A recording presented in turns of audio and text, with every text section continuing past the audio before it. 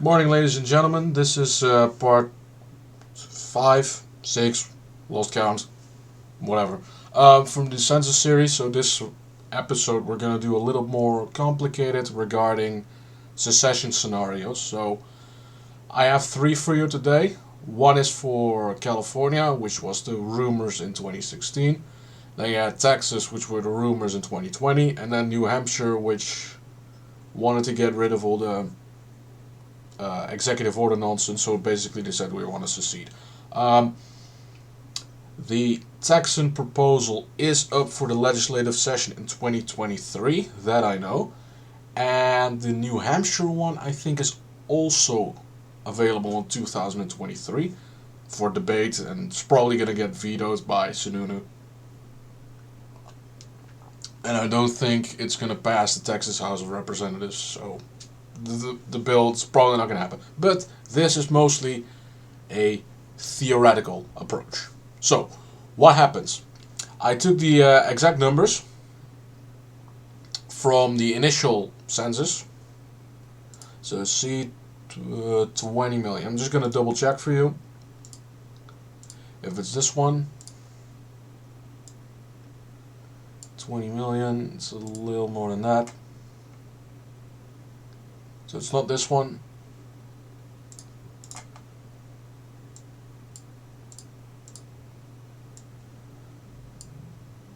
A little further. Yeah, it's the unweighted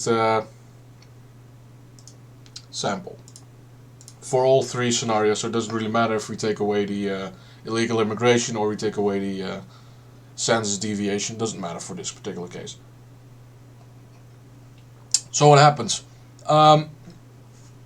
They are then, at that point, California moving away, so that's 52 congressional seats that will be reallocated.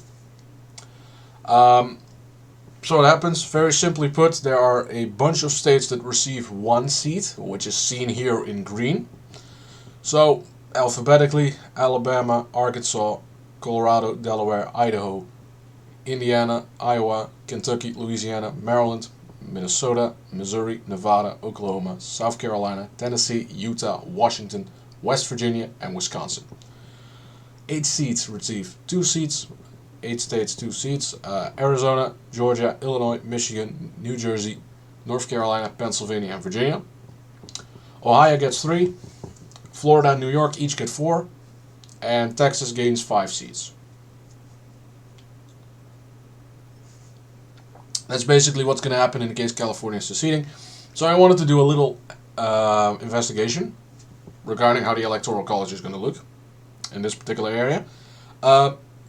This is the previous sample, so with California still being there.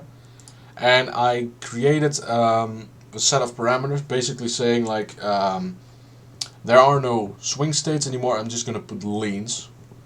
And in this particular case, we'll find that if we do the leans, for an example, I put Wisconsin as a lean Republican state in that particular case. Same with Georgia, same with Arizona.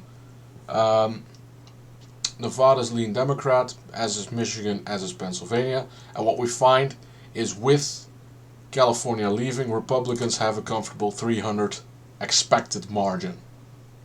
Now, 300 electoral votes compared to 231. Note, if a state leaves, that means that 2 electoral votes go away, because those are the Senate seats allocated to the individual. That is something you have to keep in mind. Now, we go to Texas. Similar story, but then without a Texan seat. So that's 38 congressional districts that we can now reallocate to other states. California gets 5. Who saw that coming? Florida and New York each get 3. Michigan, Ohio, and Pennsylvania get 2 seats, and there are a bunch of states that receive 1 seat each. And as the chart over here shows, this is exactly how the distribution is going to look like. And what happens is, instead of it becoming 300 to 231 for Republicans, it becomes 250 to 284. So what happens in this scenario is, if Texas leaves, the Electoral College will have a permanent Democrat majority. Easy as. In the case California leaves, it will become a permanent Republican majority.